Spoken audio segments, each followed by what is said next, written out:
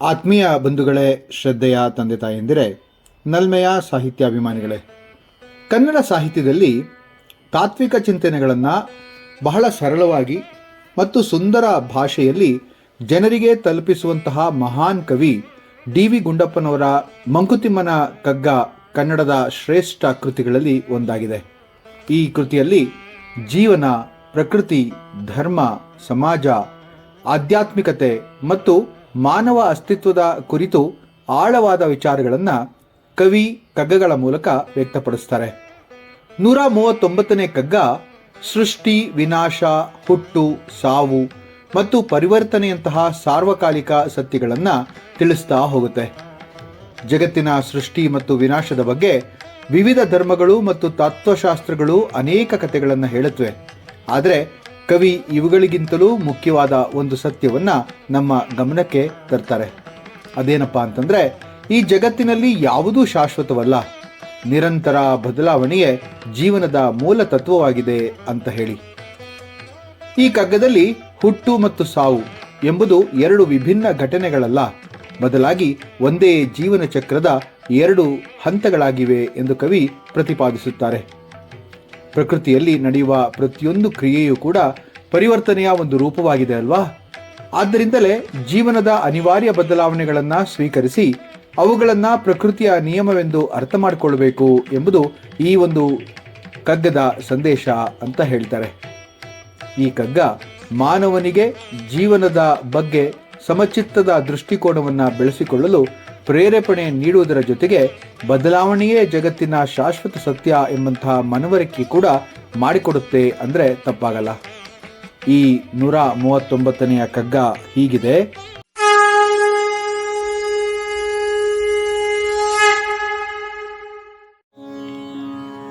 ಸೃಷ್ಟಿ ಕತೆ, ಕಟ್ಟುಕತೆ, ವಿಲಯ ಕಥೆ, ಬರಿಯ ಕಥೆ, ಹುಟ್ಟು ಸಾವುಗಳೊಂದೇ ಪುರುಳಿನೆರಡು ದಶೆ, ನಿತ್ಯ ಪರಿವರ್ತನೆಯೇ ಚೈತನ್ಯ ನರ್ತನೆಯೇ, ಸತ್ಯ ಜಗದಲ್ಲಿ ಕಾಣೋ ಮಂಕುತಿಮ್ಮ ಮಂಕುತಿಮ್ಮ.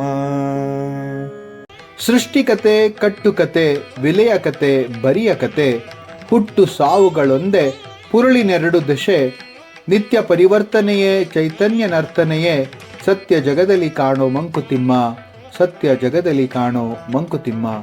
ಈ ಕಗ್ಗದಲ್ಲಿ ಕವಿ ಮಾನವನ ಜೀವನ, ಸೃಷ್ಟಿ, ವಿನಾಶ, ಹುಟ್ಟು, ಸಾವು ಮತ್ತು ವಿಶ್ವದ ಚಲನಶೀಲತೆಯ ಬಗ್ಗೆ ಅತ್ಯಂತ ಆಳವಾದ ತಾತ್ವಿಕ ಚಿಂತನೆಯನ್ನು ವ್ಯಕ್ತಪಡಿಸ್ತಾ ಹೋಗ್ತಾರೆ. ಇಲ್ಲಿ ಸೃಷ್ಟಿಕತೆ, ವಿಲಯ ಕತೆ, ಬರೀ ಕತೆ ಅಂತಕ್ಕಂಥ ಈ ಮಾತನ್ನು ಯಾಕೆ ಹೇಳ್ತಾರಪ್ಪ ಅಂತಂದರೆ, ಇಲ್ಲಿ ಸೃಷ್ಟಿಯ ಆರಂಭ ಮತ್ತು ಅಂತ್ಯದ ಬಗ್ಗೆ ಕವಿ ಮಾತಾಡ್ತಾ ಇದ್ದಾರೆ. ಈ ವಿಶ್ವ ಹೇಗೆ ಸೃಷ್ಟಿಯಾಯಿತು ಎಂಬುದರ ಬಗ್ಗೆ ಅನೇಕ ಕಥೆಗಳಿವೆ. ಹಿಂದೂ ಧರ್ಮವು ಬ್ರಹ್ಮನು ಸೃಷ್ಟಿಯನ್ನು ಮಾಡ್ತಾನೆ ಅಂತ ಹೇಳಿದ್ರೆ, ವಿಜ್ಞಾನ ಮಹಾಸ್ಫೋಟ ಸಿದ್ಧಾಂತ ಅಂದರೆ ಬಿಗ್ ಬ್ಯಾಂಗ್ ಥಿಯರಿಯನ್ನು ಹೇಳುತ್ತೆ. ಇನ್ನು ಇತರ ಧರ್ಮಗಳು ಬೇರೆ ಬೇರೆ ರೀತಿಯಾದಂತಹ ವಿವರಣೆಯನ್ನು ಕೊಡ್ತಾ ಹೋಗುತ್ತೆ. ಅದೇ ರೀತಿಯಲ್ಲಿ ಜಗತ್ತು ಹೇಗೆ ನಾಶವಾಗುತ್ತೆ ಎಂಬುದರ ಬಗ್ಗೆಯೂ ಕೂಡ ಹಲವರಿಗೆ ಹಲವಾರು ಅಭಿಪ್ರಾಯಗಳಿದೆ. ಕವಿಯ ಪ್ರಕಾರ ಇವೆಲ್ಲವೂ ಕೇವಲ ಕಥೆಗಳಾಗಿವೆ. ಆದರೆ ನಮ್ಮ ಕಣ್ಣೆದುರಿಗಿನ ಸತ್ಯವೇನೆಂದರೆ, ಜಗತ್ತಿನಲ್ಲಿ ಎಲ್ಲವೂ ನಿರಂತರವಾಗಿ ಬದಲಾಗ್ತಾ ಇದೆ ಅನ್ನೋದು.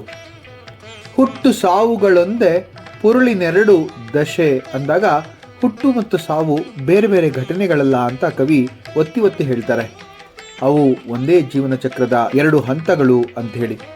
ಒಂದು ಬೀಜ ಮಣ್ಣಿನಲ್ಲಿ ಬಿದ್ದಾಗ ಅದು ಮೊಳಕೆ ಹೊಡೆಯುತ್ತೆ, ಅದು ಬೆಳೆಯುತ್ತೆ, ಹೂ ಬಿಡುತ್ತೆ, ಹಣ್ಣು ಕೂಡ ಕೊಡುತ್ತೆ, ನಂತರ ಒಣಗೋಗುತ್ತೆ. ಇದು ಒಂದು ಚಕ್ರ ಅಲ್ವಾ? ಅದೇ ರೀತಿಯಲ್ಲಿ ಮಾನವನ ಜೀವನವು ಒಂದು ಚಕ್ರವಾಗಿದೆ ಅಂದರೆ ತಪ್ಪಾಗಲ್ಲ.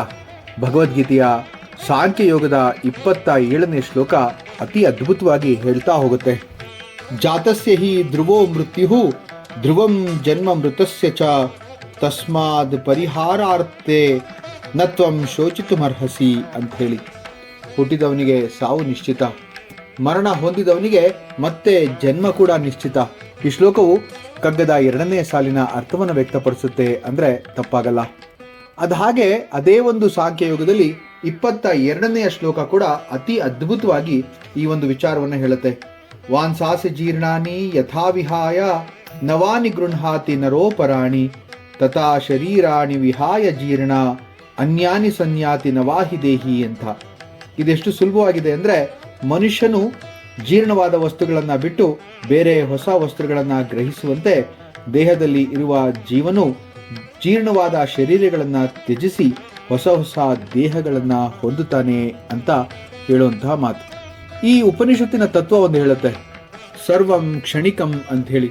ಅದರ ಅರ್ಥ ಏನಪ್ಪಾ ಅಂದರೆ, ಈ ಜಗತ್ತಿನಲ್ಲಿ ಯಾವುದು ಶಾಶ್ವತವಲ್ಲ ಅಂಥೇಳಿ. ನಿತ್ಯ ಪರಿವರ್ತನೆಯೇ ಜಗತ್ತಿನ ನಿಯಮ, ಚೈತನ್ಯದ ನರ್ತನೆ ಅಂತ ಹೇಳಿ ಇಲ್ಲಿ ಕವಿ ಹೇಳ್ತಾ ಹೋಗ್ತಾರೆ. ನಿತ್ಯ ಪರಿವರ್ತನೆಯೇ ಚೈತನ್ಯ ನರ್ತನೆಯೇ. ಈ ಜಗತ್ತಿನಲ್ಲಿ ಬದಲಾವಣೆಯೇ ಜೀವನದ ಲಕ್ಷಣವಾಗಿದೆ. ಬದಲಾವಣೆಯೇ ಚೈತನ್ಯದ ಸತ್ಯವಾಗಿದೆ. ನದಿ ನಿರಂತರವಾಗಿ ಹರಿಯುತ್ತೆ, ಗಾಳಿ ನಿರಂತರವಾಗಿ ಚಲಿಸುತ್ತೆ, ಭೂಮಿಯು ತನ್ನ ಅಕ್ಷದ ಮೇಲೆ ಸುತ್ತುತ್ತಾ ಇರುತ್ತೆ, ಋತುಗಳು ಬದಲಾಗುತ್ತವೆ, ಮನುಷ್ಯನ ದೇಹ ಜೀವಕೋಶಗಳು ನಿರಂತರವಾಗಿ ಬದಲಾಗ್ತಾ ಇರುತ್ತವೆ. ಬದಲಾವಣೆಯೇ ಜೀವನದ ಸಂಕೇತ ಅಂಥೇಳಿ ಭಗವದ್ಗೀತೆ ಕೂಡ ಪ್ರತಿಪಾದಿಸುತ್ತಲ್ವಾ.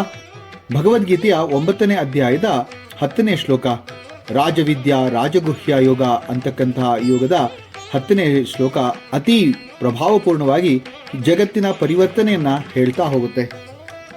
ಮಯಾಧ್ಯಕ್ಷೇಣ ಪ್ರಕೃತಿ ಸೂಯತೆ ಸಚರಾಚರಂ ಹೇತು ನಾನೇನ ಕೌಂತೆಯ ಜಗದ್ವಿಪರಿವರ್ತತೆ. ಎಷ್ಟು ಚೆನ್ನಾಗಿದೆ ನೋಡಿ. ನೈಜ ಜೀವನದ ಉದಾಹರಣೆಗಳನ್ನು ತಗೊಳ್ಳೋದೇ ಆದರೆ, ಒಬ್ಬ ವಿದ್ಯಾರ್ಥಿಯು ಮೊದಲ ತರಗತಿಯಲ್ಲಿ ಶಾಲೆಗೆ ಪ್ರವೇಶ ಪಡಿತಾನೆ, ಅವನು 10ನೇ ತರಗತಿಯನ್ನು ಮುಗಿಸ್ತಾನೆ, ನಂತರ ಕಾಲೇಜಿಗೆ ಹೋಗ್ತಾನೆ, ಉದ್ಯೋಗಕ್ಕೆ ಸೇರ್ತಾನೆ, ಮದುವೆ ಆಗ್ತಾನೆ, ವಯಸ್ಸಾಗುತ್ತೆ. ಇದು ಜೀವನದ ವಿವಿಧ ಹಂತಗಳಾಗಿವೆ. ಒಂದು ಸಣ್ಣ ಬೀಜ ದೊಡ್ಡ ಮರವಾಗುತ್ತೆ, ಮರ ಹೂ ನೀಡುತ್ತೆ, ಹಣ್ಣುಗಳನ್ನು ಕೊಡುತ್ತೆ, ಒಂದು ದಿನ ಅದು ಒಣಗಿ ನೆಲಕ್ಕುರುಳುತ್ತೆ. ಆದರೆ ಅದೇ ಬೀಜಗಳಿಂದ ಹೊಸ ಮರಗಳು ಮತ್ತೆ ಹುಟ್ಟುತ್ತಾ ಹೋಗುತ್ತೆ ಅಲ್ವಾ.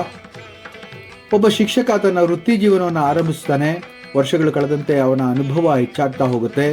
ಅವನ ವಿದ್ಯಾರ್ಥಿಗಳು ವೈದ್ಯರು, ಇಂಜಿನಿಯರ್ಗಳು, ಶಿಕ್ಷಕರು ಮತ್ತು ವಿಜ್ಞಾನಿಗಳಾಗ್ತಾರೆ.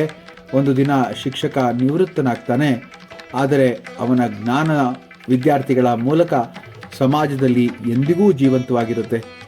ಹಗಲು ರಾತ್ರಿ ಆಗುತ್ತೆ, ಬೇಸಿಗೆ ಮಳೆಗಾಲವಾಗುತ್ತೆ, ಮಳೆಗಾಲ ಚಳಿಗಾಲವಾಗುತ್ತೆ, ಚಳಿಗಾಲ ಮತ್ತೆ ಬೇಸಿಗೆ ಆಗುತ್ತೆ. ಪ್ರಕೃತಿಯೂ ಕೂಡ ನಮಗೆ ನಿರಂತರವಾಗಿ ಬದಲಾವಣೆಯ ಪಾಠವನ್ನು ಹೇಳ್ತಾ ಹೋಗುತ್ತಲ್ವಾ. ಇಲ್ಲಿ ಕವಿ ಹೇಳುವಂತಹ ಮುಖ್ಯ ಸಂದೇಶ ಏನಪ್ಪಾ ಅಂತಂದ್ರೆ, ಸೃಷ್ಟಿಯ ಆರಂಭ ಮತ್ತು ಅಂತ್ಯದ ಬಗ್ಗೆ ಹೆಚ್ಚು ಚಿಂತೆ ಪಡಬೇಡಿ. ಹುಟ್ಟು ಮತ್ತು ಸಾವು ಪ್ರಕೃತಿಯ ಸಹಜ ನಿಯಮಗಳಾಗಿವೆ. ಜೀವನದಲ್ಲಿ ಯಾವುದೂ ಶಾಶ್ವತವಲ್ಲ. ಬದಲಾವಣೆಯನ್ನು ಒಪ್ಪಿಕೊಳ್ಳುವುದೇ ಜ್ಞಾನ. ಬದಲಾವಣೆಯೇ ಜೀವನದ ನಿಜವಾದ ಸತ್ಯ ಅಂತ ಹೇಳಿ.